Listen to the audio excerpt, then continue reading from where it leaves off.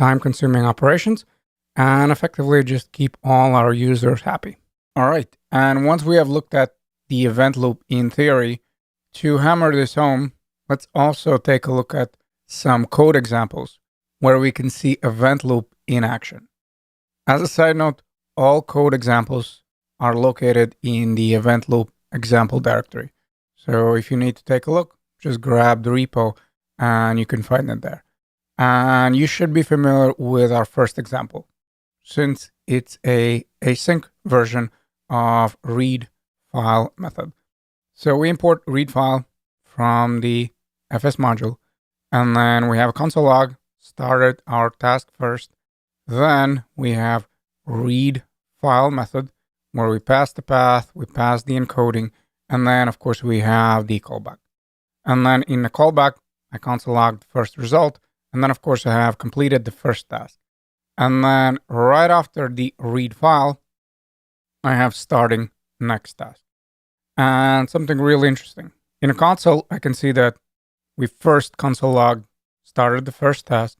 Then I right away have starting the next task. And then, of course, once I'm done, once I get back my result, then, of course, I have hello, this is first text file, and, of course, completed first task. And again, the reason why is this happening, because read file is asynchronous. And we already know that event loop will offload this, in this case, to a file system. So we start reading the file, notice like, okay, run this line of code, then offload this one. And only when I get back to the result, then run the callback. So when the file system responds with error or the data, then we invoke this one. All right. So we offload this task and we just keep on reading the code. That's why we have started the first task, starting the next one. So right away, go to the next task. And this one, this asynchronous one, well, we're just offloading. And then once the response comes back, whether it's an error, whether it's a success, only then we invoke the callback. Hopefully that is clear. Now, as far as this comment, I only added this one because we need to keep in mind that, of course, I'm just grabbing this code from the file, but the file is sitting in the folder. So if you were to run nodemon and then directly the file name, which is of course going to be in the event loop, the path won't match. So this path only matches because of course I have app.js. But if you'll try to run this code directly in this file, that's why it's not going to match and you would need to go one level up. Now, my assumption is that you're running it the same as me and you're running that with npm start. That's why I kept the path matching to the one in the app.js. Now, our next example, so let me clear my app.js. I can close the read file as well as package.json. And then the next one is set timeout. So select here everything and copy and paste in my app.js. I'll restart. And then I have two console logs. And the third one is in a set timeout. And this is pretty typical example for JavaScript loop as well. If you have taken JavaScript courses, which again, I assume you have, since you're watching the Node one, you probably remember this example. Where the gotcha here is following. Yeah, I have the console log first, then I have the second and third. And you think that since set timeout is set to 0, so since we're saying, yeah, call this callback function, but actually wait only 0 seconds, you'd think that the order would be first, second, and third, right? Well, wrong, because we have first, third, and second. Why? Well, because set timeout is asynchronous, correct? And what happens with asynchronous? Well, they get offloaded. So in this case, we run first, third, and then the second, because this one gets offloaded. Again, this one goes to the back of the line. And only when we're done with our immediate code, pretty much with our synchronous code, only then we invoke that callback. All right. Now, I also added these comments here where I have started operating system process and then completed and exited the operating system process. And the reason why I'm showing you that, because in next two examples, we'll do something a little bit different. So now I would want to go to set interval. And by the way, it's going to be a bit clearer if we run here node and then app.js. So let me stop this and I'll go with node and app.js. And you'll notice that we started the operating system process. And then the moment we're done with the code, that's it. We exit. Now, if we'll take a look at the set interval, you'll notice something really interesting where if I go with node and app.js, notice something interesting. And by the way, of course, I didn't copy and paste. So go to the third example and then just remove all this code and copy and paste. So that's my third example. And in here, I have the set interval. Now, again, yes, we'll have to run a few times node app.js. And now check it out. So what I see here is I will run first. So that's my console log. And then I have the set interval. And notice how we're not exiting the process here. So we started the process similarly to the second example. But if in the second example, we actually exited because we completed all our tasks, in this case, we're not doing that. Why? Well, because set interval is asynchronous. Now, the difference between the set timeout and set interval is the fact that set interval runs in those increments. In this case, of course, it is those 2 seconds. So every 2 seconds, the event loop is just gonna invoke that callback. Now, that's why we're not exiting. That's why we're still in the process, and we can only exit the process if we kill it. So that would be Control and C, or there's some unexpected error. Otherwise, it will always stay alive. Now, again, keep in mind one thing where notice I will run first was first. Why? Well, because again, this is asynchronous. And I know I've said this before 20,000 times, but again, this is probably the core building block of Node. The fact that every time we have some asynchronous action, it's just going to be offloaded. And then when it's time, we invoke the callback. And our last example is a server. And again, I just wanted to showcase how the process stays alive. So I'll take all the code and copy and paste in app.js. Now I'll stop this one. So I'll stop the process and then we'll clear the console. And again, just to showcase how the process stays alive, I'm going to go with node and app.js. And I'm doing that so you're not confused with nodemon. And then check it out. So we have server listening on port 5000. And then every time the request comes in, well, we invoke this callback. And in our callback, we're simply console logging, request event, and then we send back the hello world. So now if I were to go to a localhost 5000, there it is. I have the response of hello world, and in a console, I'll see this request event. And check it out how, again, this process stays alive. Why? Well, because listen is asynchronous. And the moment we set it up, now event loop is just waiting for those requests to come in. And then once they come in, then of course we run our callback. Now, please don't confuse this callback with what we're responding, our request event.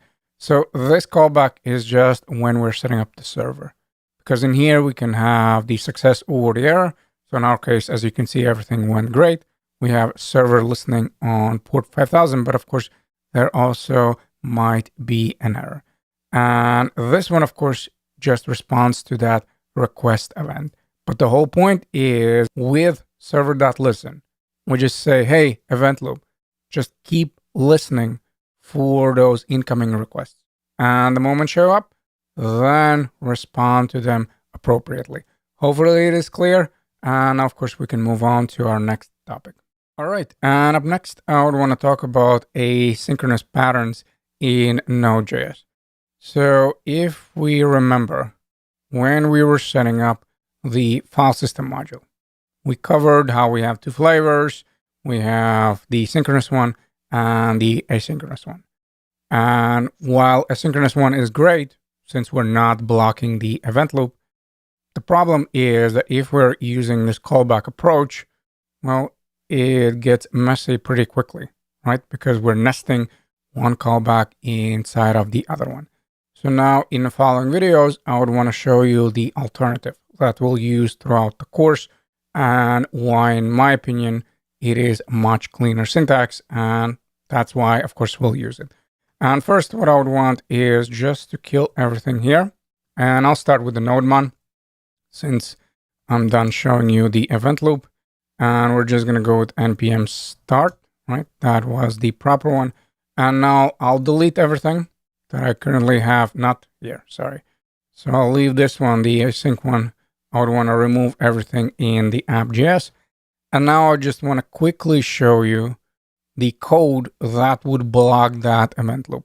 Again, this is going to be the video where if you don't want to code along, you don't have to. You can just sit back and relax, and effectively you'll be in good shape. And again, we'll set up the server.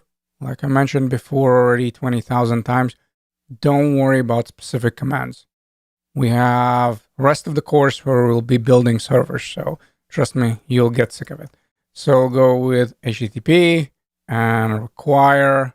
And of course, we're looking for HTTP module. And then remember the methods create server and listen.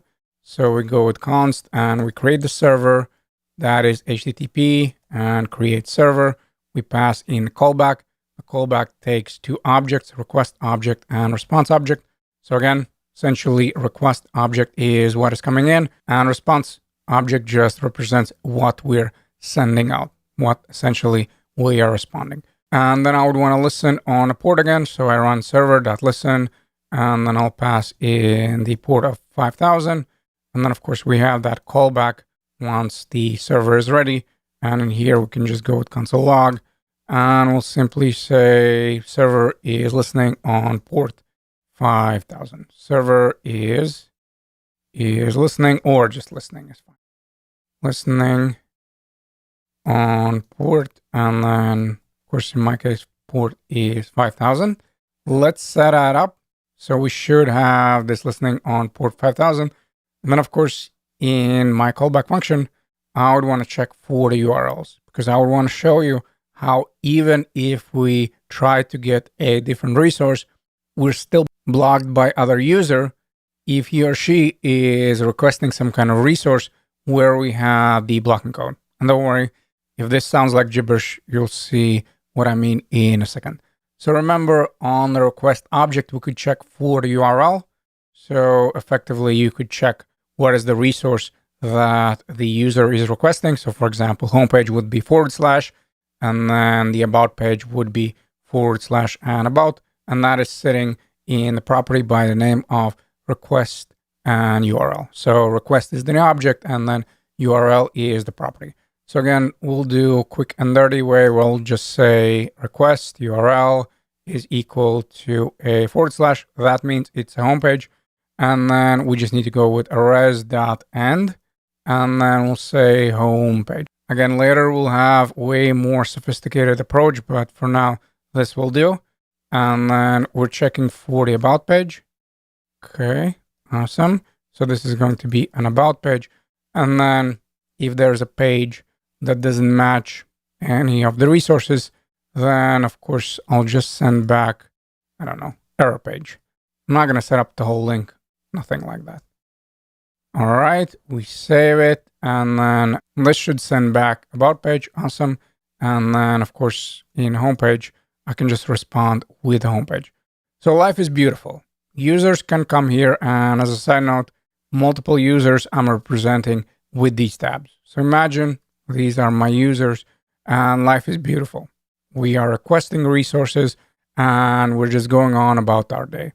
Now, the problem is going to be if I go to about and if I set up some kind of blocking code. Now, what would be a blocking code? Well, that could be a nested for loop. So I'm just going to go with blocking code and then I'll add some exclamation points. And let's simply set up a for loop. Let's say I is equal to 0. And then let's say I is less than 1000. And yep, I plus plus. So every iteration will increase by 1. However, I'll set it up as a nested for loop. So copy and paste, and I'll just change these values to J. So J here and J here. And then let's just console log and we'll say J and I. Again, doesn't really matter what we type there. We'll just say I and J. Now, million dollar question. What do you think is going to happen? So if the user navigates to about, I mean, we can kind of see that this will take some time, right? Now, you would expect though that only the user who navigates here gets blocked. And you'd be wrong because we'll also block the other suckers who are just trying to get to the homepage. So let me navigate here and check this out. So I run this one and notice how we're loading. Now the same thing happens here now and here. Okay. And only when we're done here, then these two can get the resource again. Now, of course, if I go to my project, I can see that in the console, I have all these values, right? Because I have this blocking code. I have the synchronous code that just takes a long time. And this is just a representation of why we prefer this asynchronous. Now, yes, at the moment, this is messy. And don't worry, in next videos, we'll fix it. But this hopefully gives you an idea why you should always strive setting up your code asynchronously. Because what we've learned in the previous videos, if we do that, then those tasks are offloaded. And then only when the data is back, only when it's ready, then we invoke it. And that way we're not blocking the other users. Hopefully it is clear. And now, of course, let's take a look at some other patterns we can use. So we still get the benefits. So we're not blocking that event loop, but we also have a cleaner